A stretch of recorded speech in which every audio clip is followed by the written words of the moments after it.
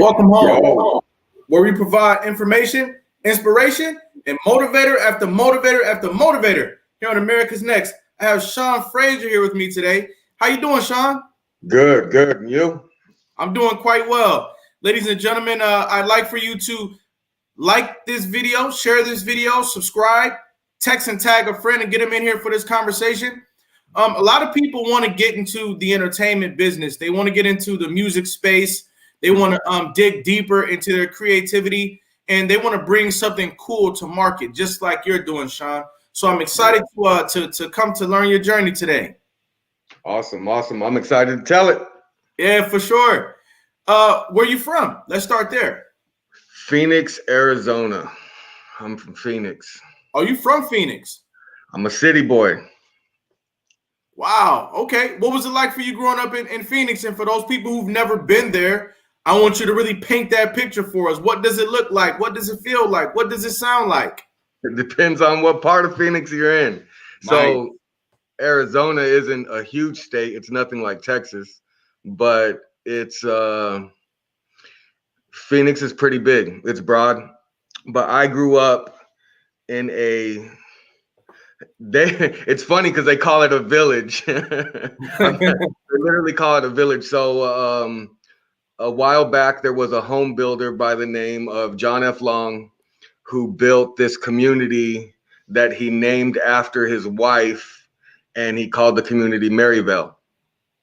So it started out with good intentions, but it ended up becoming a jungle.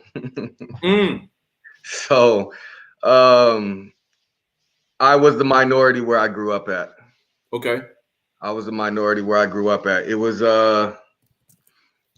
poverty lifestyle. Lots of poverty. I'll say that. Section 8 housing, drugs and violence. So right from the beginning, to make it even more plain, you are what appears to be a white guy, probably in the middle of a bunch of black people and Hispanic people. Yeah, exactly. Yep. So your experience is almost similar to anybody else who feels like a minority. Yeah, for sure. Okay. For sure. Okay. Without going too much into it, it's funny because as real as I know that racism is, and I know it's very real, my experience with racism was the exact opposite. You know what I mean? Yeah. It was the exact opposite. So like when I see people who've grown up in this culture, not the cultures before, in this culture, knowing that racism is for every color. You know what I mean? Yeah. It's not just I know that since African American blacks had dealt with so much in past history, that affects generation after generation, definitely. But it was different on my side of the tracks, and so I got to. I was an alien, man. I was an alien. That's the best way to say it. I was an alien. Did you find yourself in a culture where racism was there, but maybe even the bigger elephant in the room was, do you understand this experience, and are you a part of this experience, or are you not? And in the sense of experience. And what I mean by that is like, sure, you could be, a minority in this area, but like a black guy could come through there who's from an affluent area, he's wealthy, he's never been in an area like that, and he's the minority, even in front of you. Right. So it's kind of like what would be a good analogy? It's kind of like Bigfoot, right? There's this creature out there, nobody's ever seen it, and you come across it. And whether it's real or not, I'm not even speaking on that. But there's this creature out there, you come across it, you've never seen nothing like it, and so you're out to go kill it before it causes harm because it don't look like you. You want to capture it, you're hunting it down, whatever it may be, and it all stems from it not being the norm and it not looking like you. I guess you could say, in a sense. Mm-hmm. So I understood it didn't affect me in the sense of I'm being targeted. So I didn't have like a you're racist mentality. Right. I understood the fact that I was a young white kid around a bunch of people that I don't look like, you know? Mm-hmm.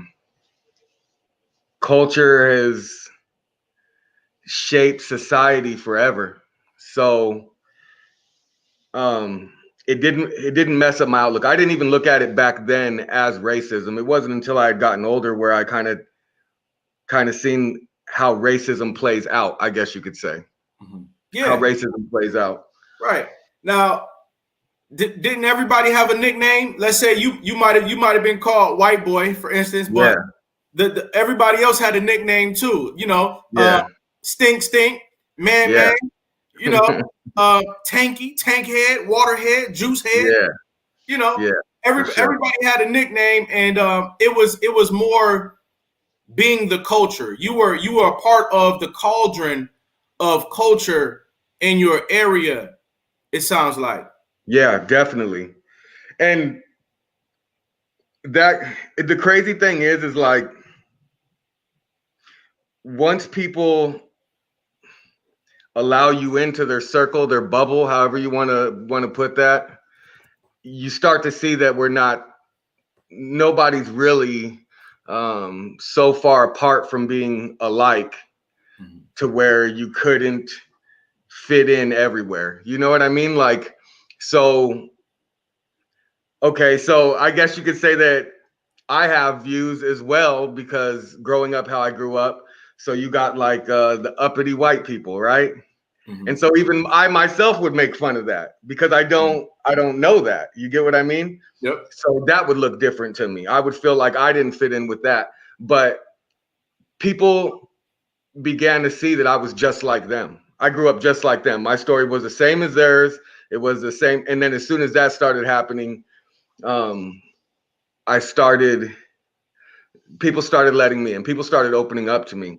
Right. But I think it was more of uh, street culture that was the invitation to letting me in because eventually I built my name off of violence. So Okay. And was it that, you know, a lot of people were in survival mode. Like you said, most people were hungry. Most people were trying yeah, to find a means to probably get out of that area, you know, yeah, and you all were bound to become family one way or another. Some way or another, y'all were going to become family because y'all were in this survival mode together. yep. No, exactly, Where exactly. was Yeah, your we were all going through the same struggle. Just different color of skin, and that's really it. It was all right, the same. I right. mean, I've had people come up to me and ask me, where are you from? That your accent sounds familiar, and I'm like, I'm from Arizona, and they're like, I'm from Arizona. Like you don't talk like you're from Arizona, like. And I was laughing because one time it was a black male lady, and she was like, nah. She's like, that sounds so familiar to me. Right. She says, I'm from right here. I said, I'm from right here. Like Yeah, I grew exactly. up right where you see me standing right now. Right. And I was just laughing because yeah, I sound so familiar because I probably sound like your brother, your aunt, your uncle, your sister, whatever, right? Yeah. And I used to laugh at that because people from Arizona would always tell me, "Where's your accent from?" And it's from the hood, I guess. Yeah. I don't know. Yeah. It's yeah. I have no idea. Did you have brothers and sisters?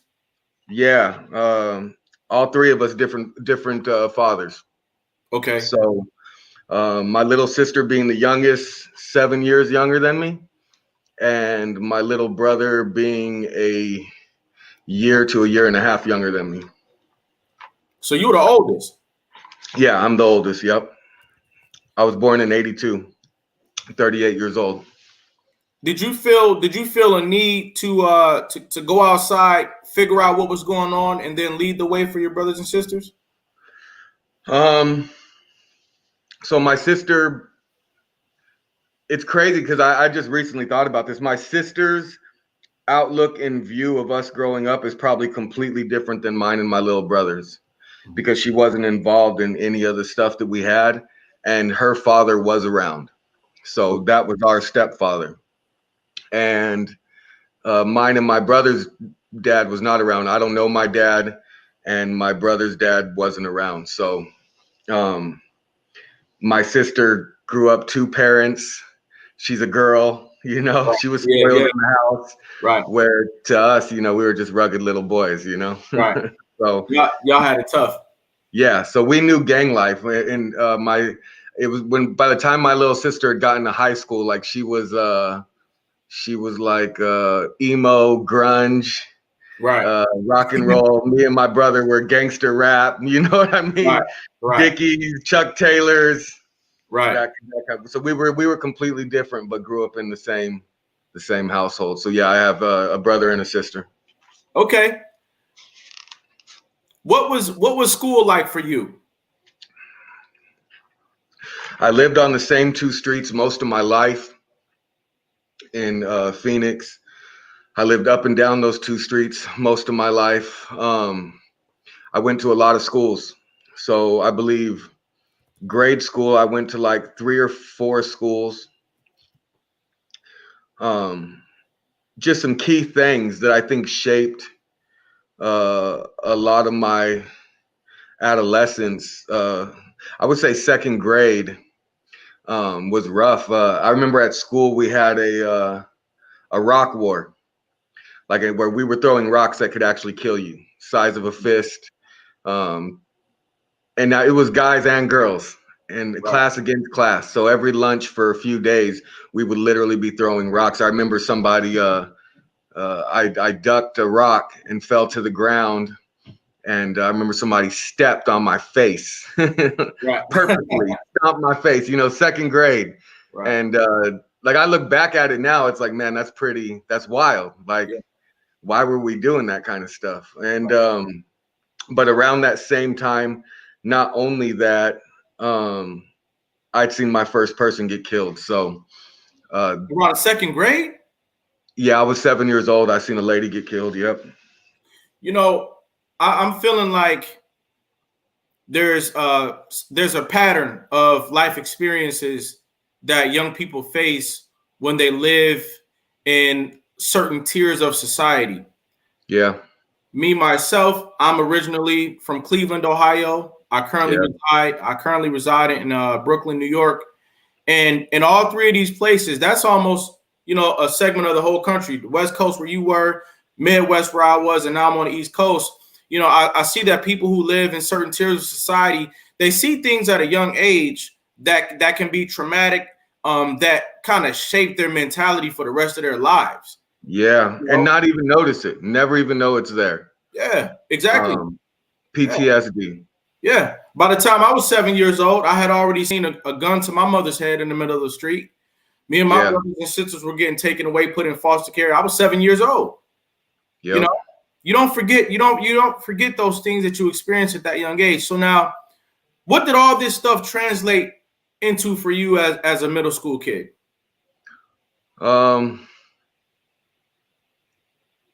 By middle school, I was always trying to prove myself to fit in. Yeah. Because I look different. So even though once you get accepted, it's like every day you're still having to do the next thing to prove yourself, you know? Yep. Middle school was I fought a lot. I was dealing with abuse at home as well. I was a very shut off kid. And I just always wanted to be in my room with the door locked or outside. And my entire life, I always hung out with kids older than myself. Right. And so that led to a lot of trouble. I don't know why. You would think that it would lead to more wisdom, but it didn't. No, I mean, you know, I think that's one of the reasons why they say the streets have no love, because when you following, you know, people who are older than you, who are also a bad influence, you know, and respect to everybody who played a role in our upbringing, right? But we just being real today.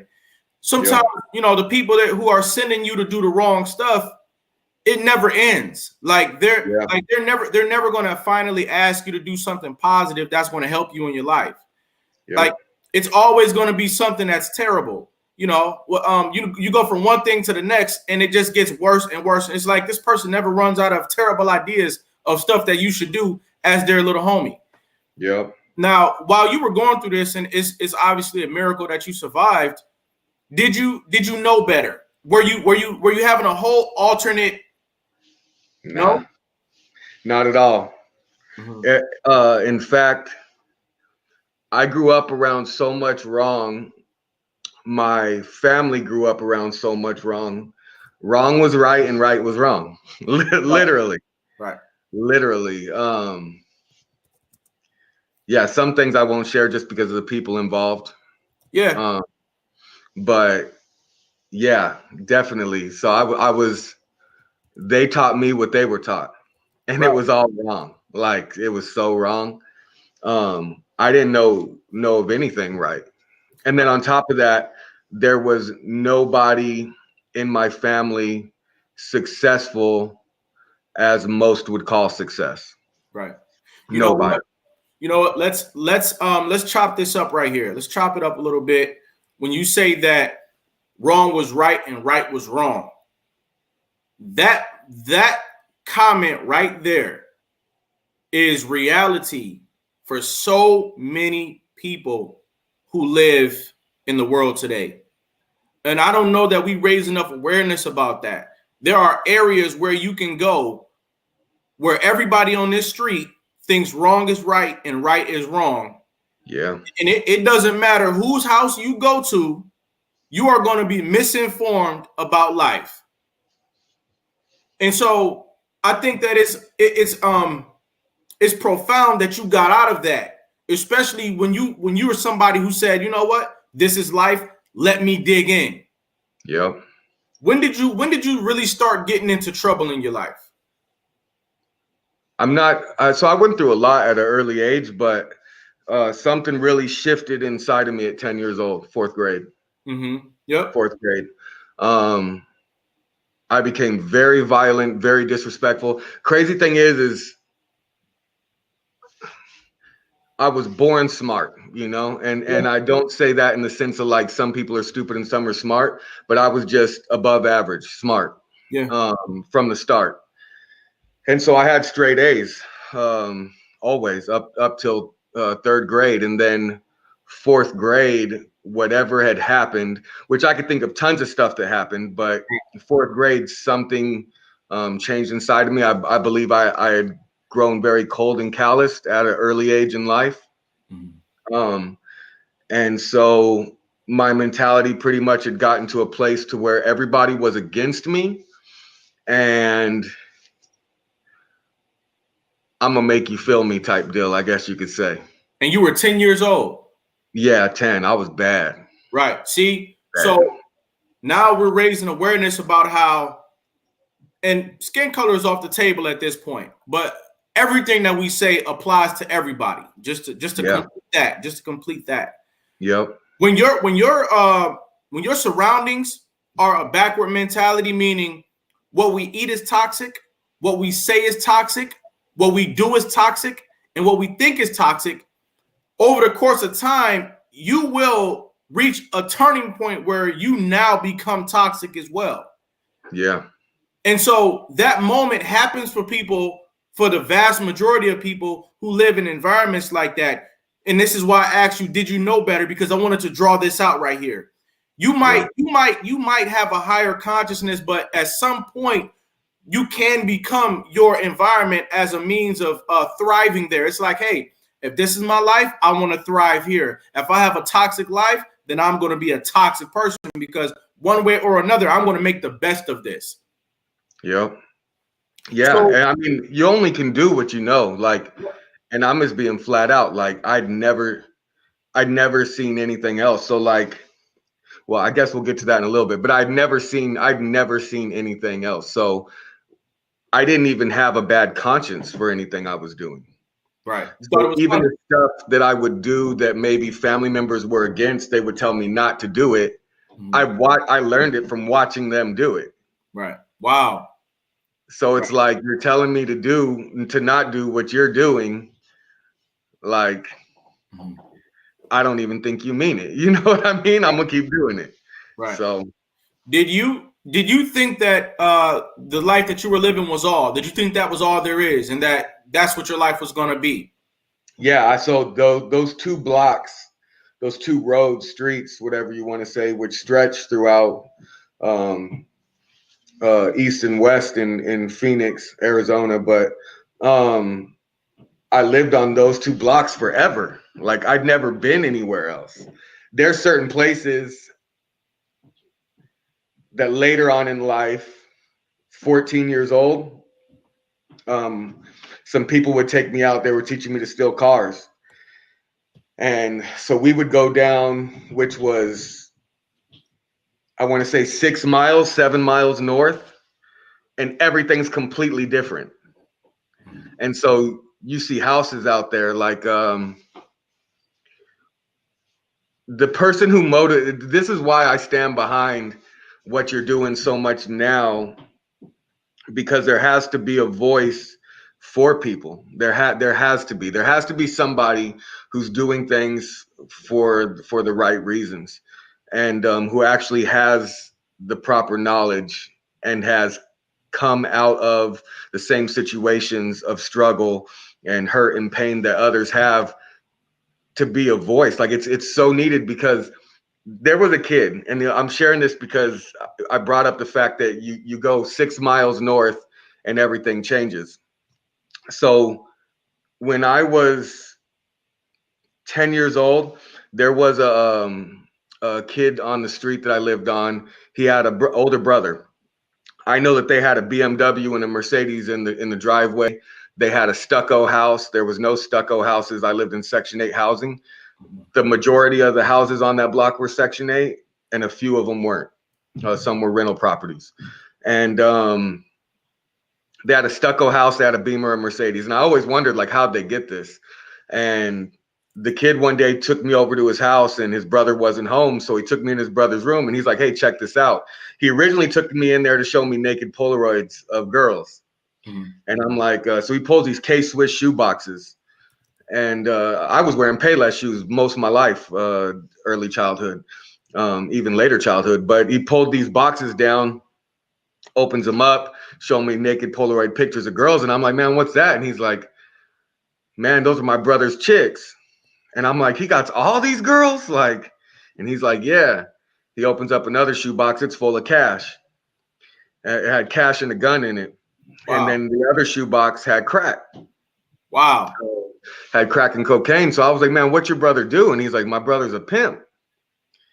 And his brother's name was Sean. And I never, like, that was the first time where I thought outside of the box for myself and was like, my name's Sean. I can do this. Like, literally. I mean, as small of a little thing that is, like, I still remember that day very vivid for being 10 years old. It clicked in my head, like, my name's Sean too. Why can't I do this? And I remember getting a pill bottle.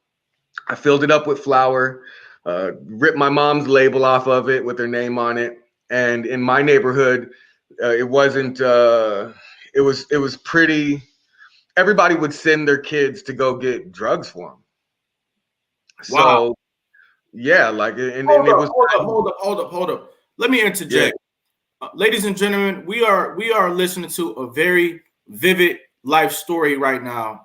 And I want to continue to raise awareness that there are 440,000 youth in a foster care system today. Many of them have had experiences like these. The same way that you have a K through 12 and then post-secondary opportunity in life, you also have a 15-year opportunity in the streets to learn nothing but backwards behaviors. Keep going. Yep. So they would send their kids to get drugs. So I remember one of the kids I went to school with, his dad would send him to get drugs. And so I just figured, well, I'll take this pill bottle with the flour in it, and I'm going to go bring it to school, tell him to go tell his dad if he wants some Coke. Showed it to him. He went and told his dad he got the whole pill bottle full of coke. And his dad says, will he take weed for it? And so he came and asked me at home that night or evening, and I said, yeah. And so he told the dad it was a full pill bottle of coke. So that's a lot of coke. Yeah. I didn't know anything. It was flour, though. And so he brings this little piece of weed, you know, literally, it was a piece of weed. And so the guy was going to try to rip me off. And so I sent the guy home with flour. And so he, in all reality, and my mentality in my head, like as most people would be like, man, weren't you afraid of getting in trouble? It's like, what are you going to do? Are you going to come tell my mom that you just tried to trade drugs with me? Right. You're not going to. So I wasn't worried about the backlash of it, but it was my first time seeing like I could get something for nothing. Like as we go to the break, I love your transparency today. Were there any influences that were positive that were impressing you? For instance, were there any pastors that you knew about that, you know, put in the back of your mind like there's something more? Were they effective? Was there any teacher? Were there anybody at the corner store where you felt like, oh, this person is impressing me? Or was it that nothing else was impressing you in your life but negativity? all negativity. Wow. And I've thought this out before. I've thought about that long and hard, not one person. Wow. Ladies and gentlemen, we are raising awareness today about the realities of people who grew up clear across America, why this show exists, why there has to be an extreme campaign to uplift, motivate, and bring enlightenment to young people clear across America. We'll be right back with Sean Frazier.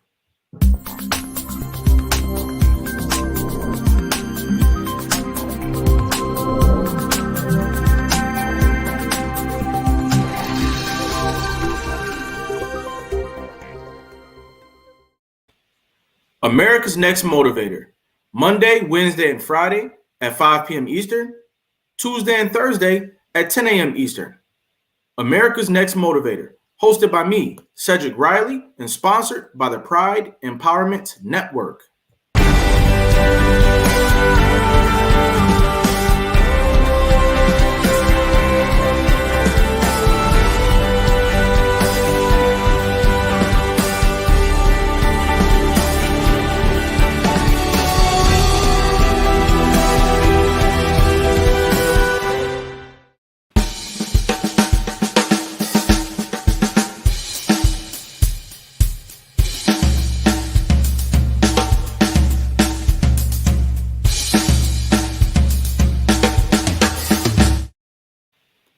Ladies and gentlemen, I see a few of you in the building.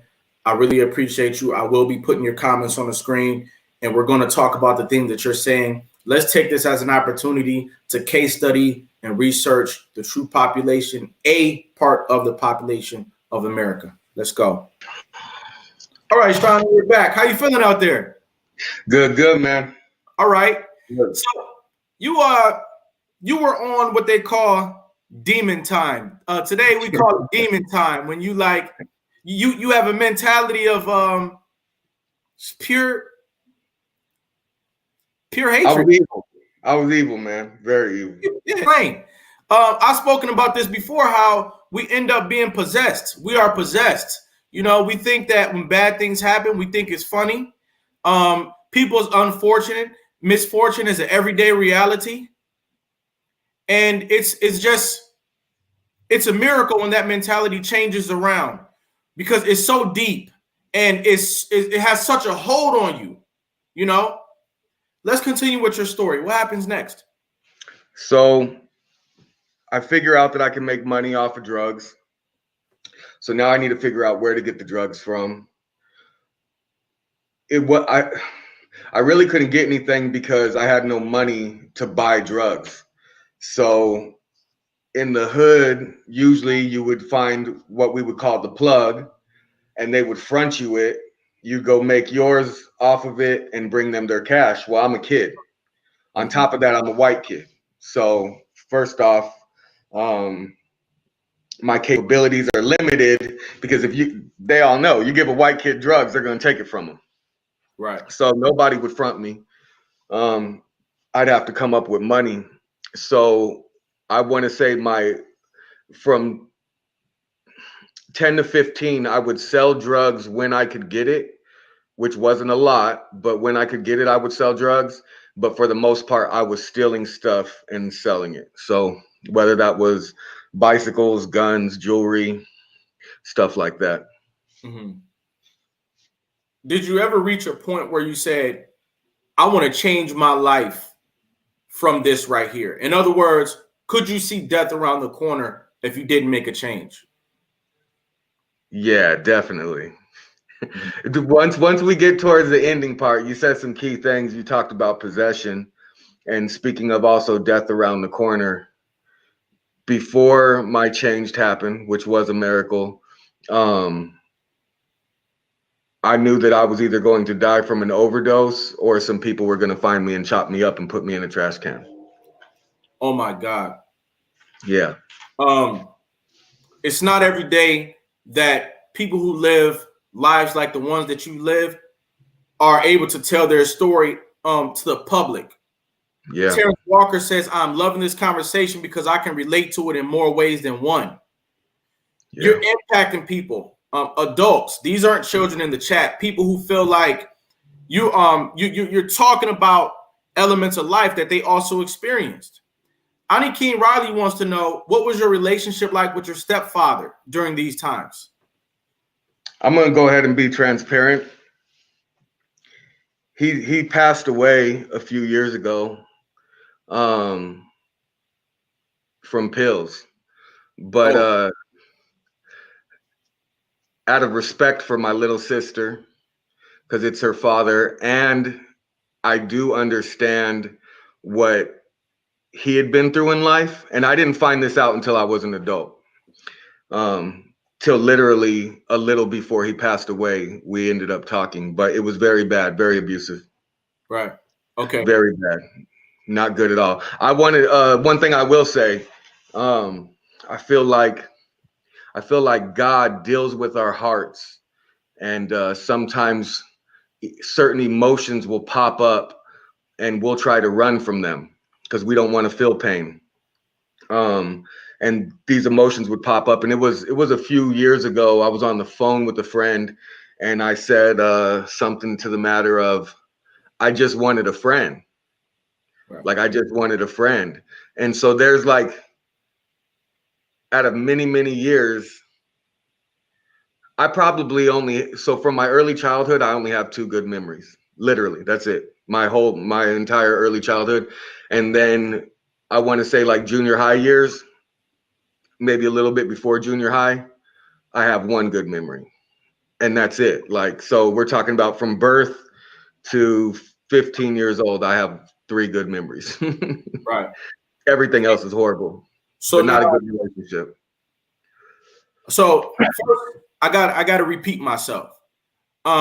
This right here, when he says he doesn't recall much of any positivity in his life, this is the reason why we are on a mission. The Pride Empowerment Network is a nonprofit that I started to be the motivational branch. This man hasn't mentioned a motivational speaker not one time. He can't recall when somebody stopped by and gave an hour-long presentation to motivate, to compel, and inspire and educate. He can't even recall it. And this is what I be talking about. Yep. There's a huge need. There's a huge need for this. It's the missing member of the room. Now, you started doing drugs yourself based off of the environment and the influences that you had. You started doing drugs too. Yeah, so that started as well at 10 years old. I stole the drugs from, it was weed. Stole weed from in the house. And the crazy thing, I just told this story yesterday. So I was 10. I might have even been 9.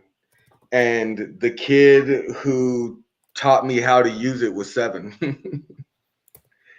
And he might have been 6, actually. He was either 6 or 7, and I was either 9 or 10. And so it was in the medicine cabinet. It was a bong. And I thought it looked cool. It was a wizard. And so nobody was at home.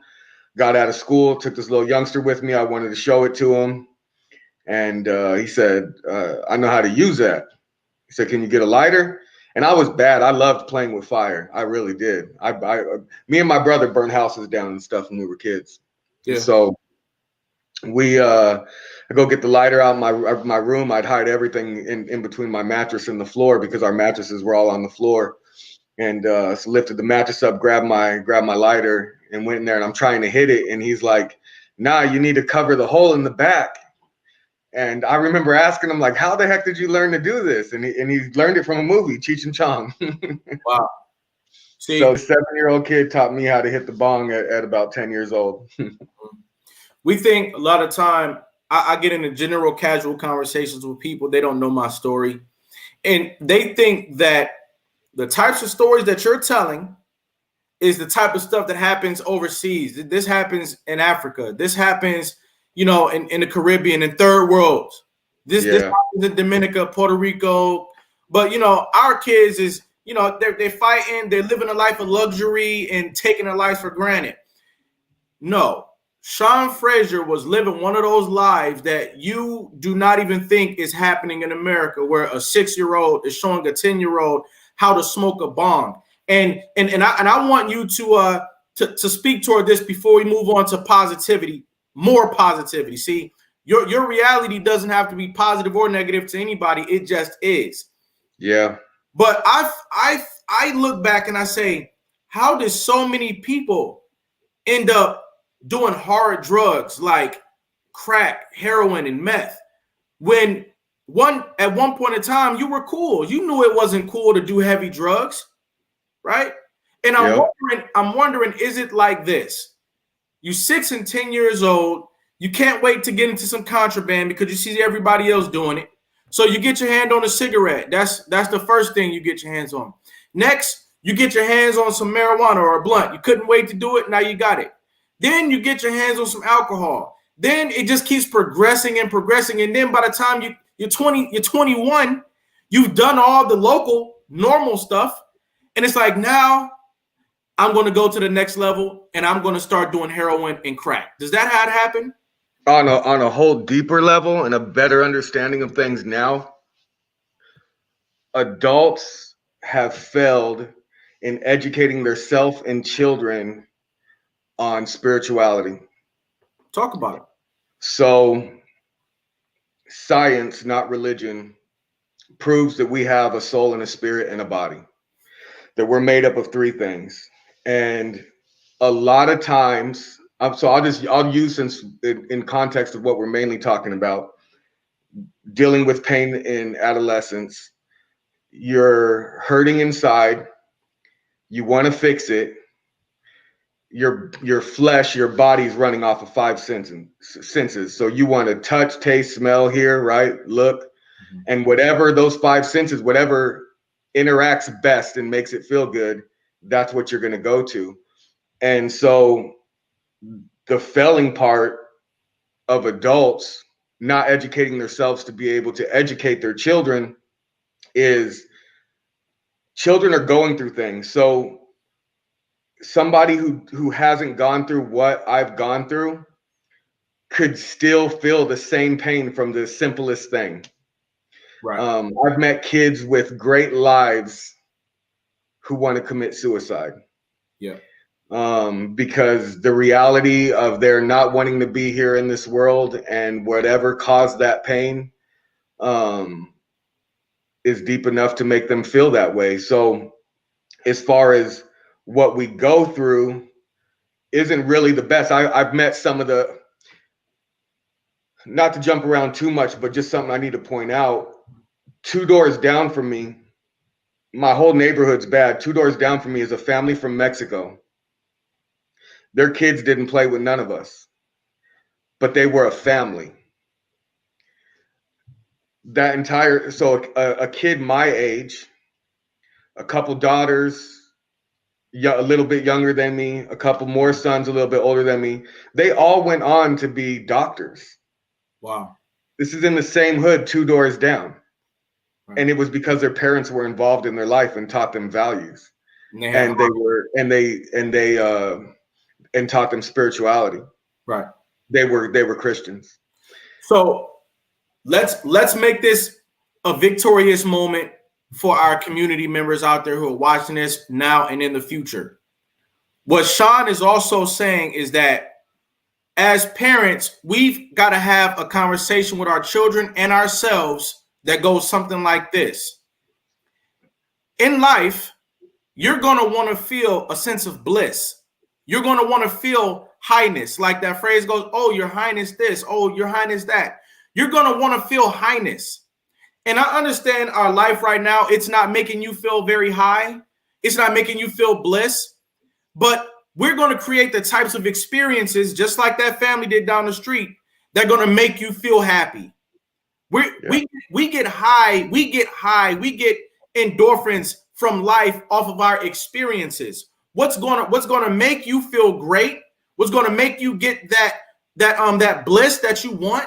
It's not in drugs. It's not in alcohol. It's in experiences. So this is why I hug and kiss you and take you on field trips and take you out to eat and make sure that you have a Merry Christmas and a happy birthdays, because I want you to understand day in and day out that our experiences is what's going to make you feel high, not a drug out there. Now, that's spirituality. Yeah, definitely. I want you all to understand that Sean Frazier didn't just continue to talk this way and not produce something that has a positive impact on the community. So I went out there and I found a video that I'm going to play right now. You guys know I always go out there and find a video. So just sit tight and I'm going to share with you a little bit of what Sean does today. He's a powerful guy.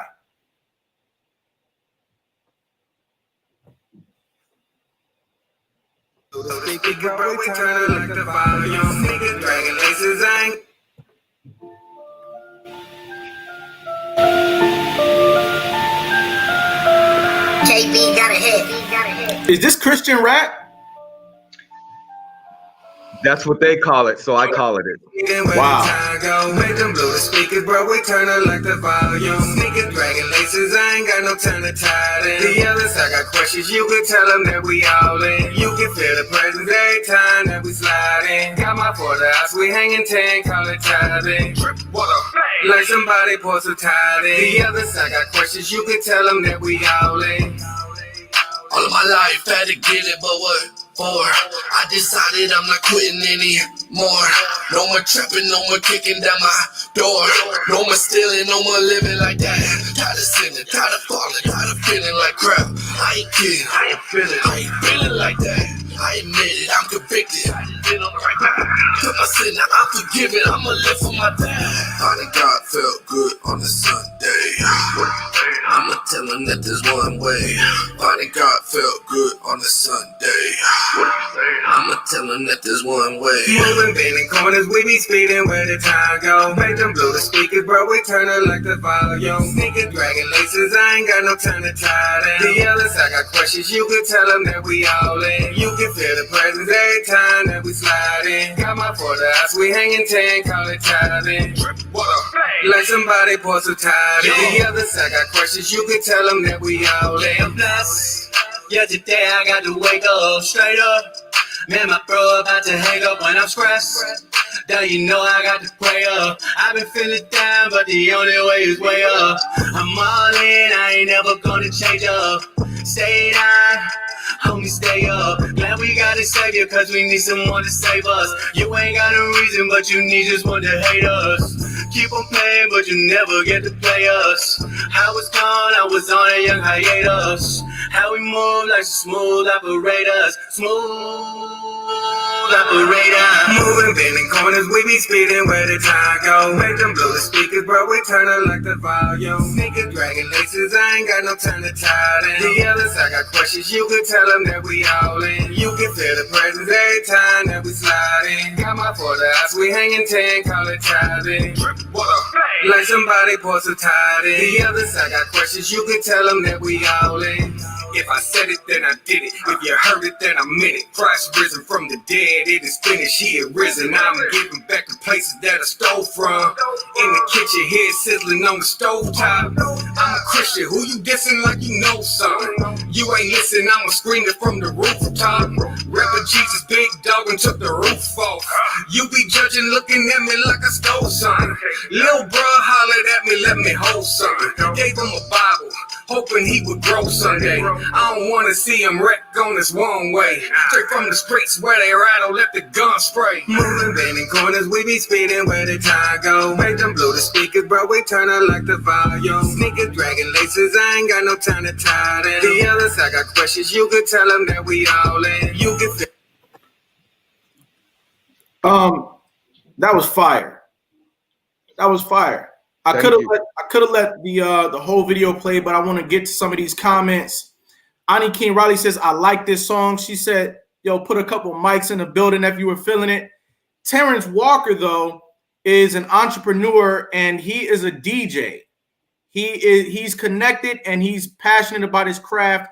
He says, I would love to connect with him and put him on my next project. I'm actually doing a treatment for it now, so I would definitely want to feature this song on there. So if you and Terrence Walker could connect, I think that would be very valuable to the community. Yeah, definitely. Now we're gonna wrap up this interview shortly, but I wanted to also let people know that you don't just appeal to the English speakers. You appeal to people who also, come from different walks of life. So I have one more track that I'm going to play, give people a taste of it, and then we're going to wrap up this interview. I'm having such a good time today. Yeah, me as well. For sure.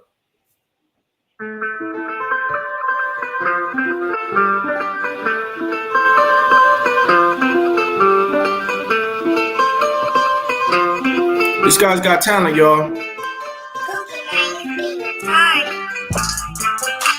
Had to grind to go get it, yeah. But ain't about my business, yeah. Tell them about my mind, I'm tripping, yeah. Got all this swanking, I'm tripping, yeah. Had to grind to go get it, yeah. But ain't about my business, yeah. Tell them about my mind, I'm tripping, yeah. Got all this swanking, I'm tripping, yeah. Won't start none, I won't finish. Gotta hustle hard with no gimmicks. Stay humble, not timid. Past the sky, there's no limit. I ain't in it just to be in it. If it's sink or swim, then I'm swimming. On the brink of it, and we sinning. When I say my grace, I won't win it. It's grind time to go get it. When you leave this earth, you gotta leave that purse. No, he gon' feed you when you're hungry or thirst. Yeah, that's just a teaser. You guys can go look him up, Sean Frazier on YouTube, and really get into his movement. I want to say that one of the most difficult things is for people to bridge a helpful message with a sound that is attractive. In other words, can you make it sound cool? Can you make it look cool when you want people to turn their lives around? Ani King Riley says, what was your turning point? And let's talk about that. What was your turning point? Yeah, that's the best part of the story. And I want to fast forward through the bad stuff, but there's certain points that I need to hit. 17 years old, I hook up with the cartel, in and out of jail. The year 2000, I get in a motorcycle accident. I hit a truck head first on a motorcycle. I was going 50 miles per hour, no helmet. I was in the hospital. I was told there was a huge chance that I wouldn't walk unassisted ever again. Crushed my L4, my L5, my knee, my face, my teeth. I mean, everything. I was really messed up. Left the hospital in a wheelchair. 2001, I get arrested with 210 pounds in Ajo, Arizona. Was out in Mexico. So still continue to keep doing that even after that happened. 2005, I get caught up in somebody snitched on me. Somebody who I was selling to snitched on me. I get stuck in the system from 2005 till 2009. Went from very poor. I lived on the street since about 10, 11 years old.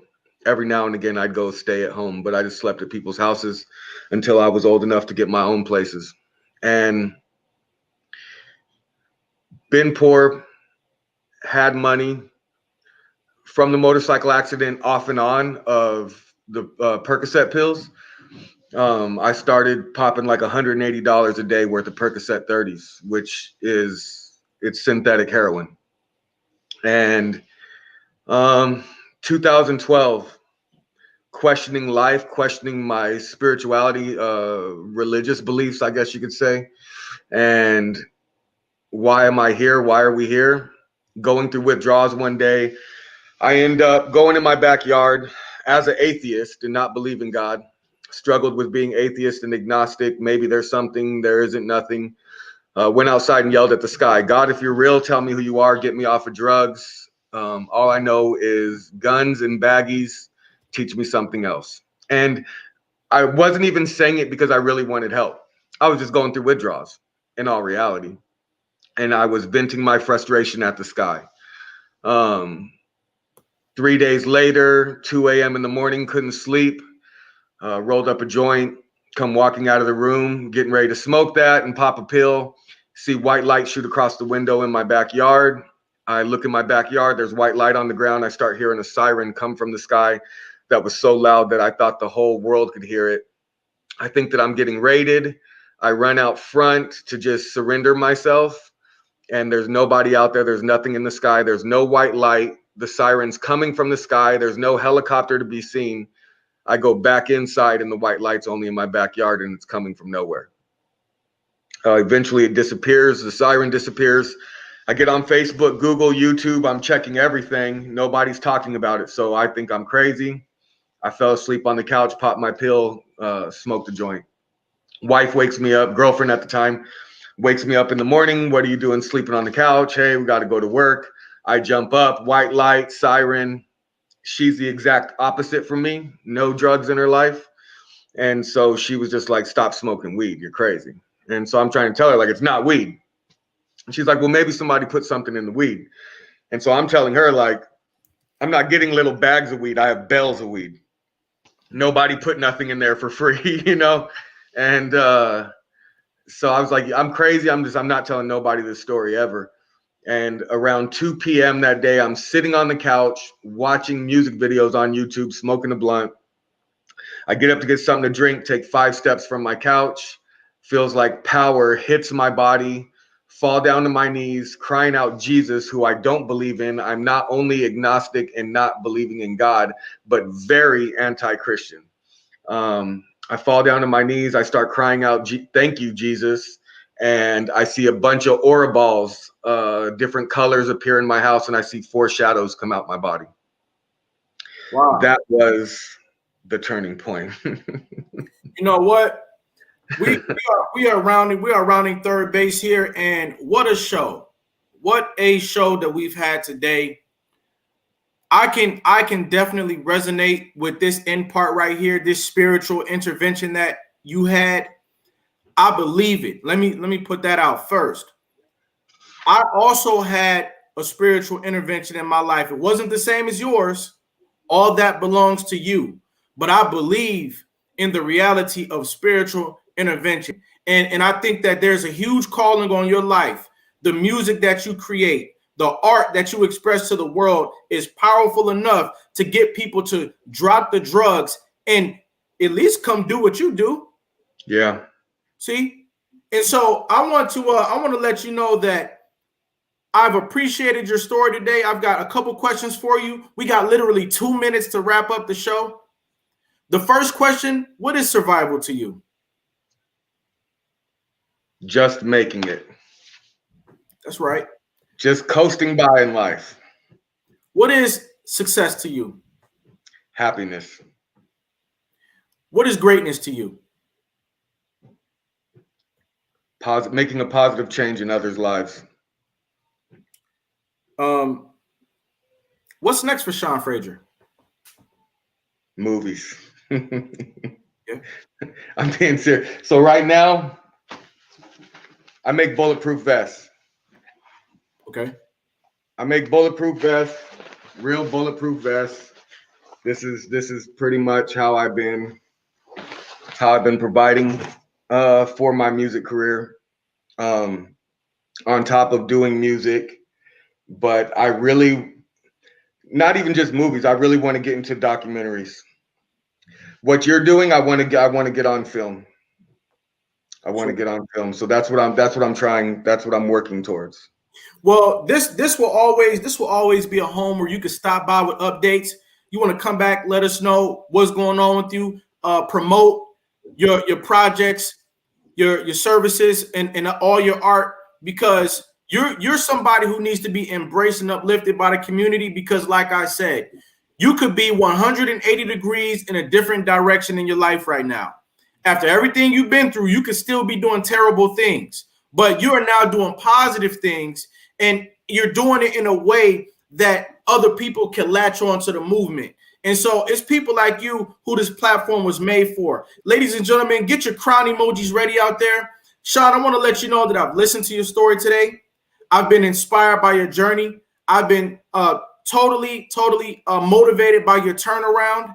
And I want to give you your respect today while you can still receive it. I appreciate that. You're welcome. Furthermore, I want to give you a crown today while you're still alive to receive it as well. Ladies and gentlemen, put your crown emojis in the building. We got crowns coming in the building here. And we are letting the world know, letting you know that you, Sean Frazier, you are America's next motivator. Hey, that's what I'm talking about. Yeah. Hey, thanks for stopping by today, all right? Yeah, man, therealseanfrazier.com if you're looking for the music or any of that stuff. So with that being said, I appreciate y'all. All right, come back and drop that in the comment box as well, all right? Blessings, brother. Thank you. Many blessings. Ladies and gentlemen, there you have it. Each and every episode of America's Next Motivator is going to have something here for you. All you've got to do, just like you did today, is stop by and pick it up.